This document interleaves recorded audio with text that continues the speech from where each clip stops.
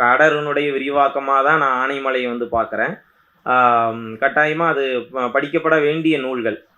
இன்னைக்கு ஒரு இலக்கியம் அல்லது ஒரு படைப்பு அப்படின்னா, ஒரு சமகாலத்தை பேசாத, சமகாலத்தினுடைய பாடுகளை பேசாத எந்த ஒரு படைப்பும் வந்து அது படைப்பாக இருக்காது அப்படிங்கிறது என்னுடைய புரிதல்.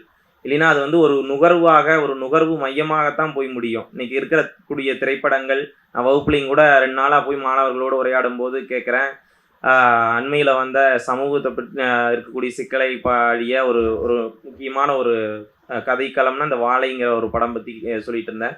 சார் இப்போ இன்னொரு படம் வரப்போகுது சார் அப்படின்னு சொல்லி போட்டு ஒரு பிரபலமான ஒரு நடிகரை பத்தி சொன்னாங்க. இந்த சமூகம் வந்து விளங்காது தம்பி, இப்படியெல்லாம் வந்து பேசாதீங்க. எனக்கு ரொம்ப வருத்தமா இருக்குது. அதாவது கொண்டாட்டம் இருக்க வேண்டியதுதான். ஆனா, நம்ம வாழ்க்கையே வந்து கொண்டாட்டமா வந்து மாத்திற முடியாது.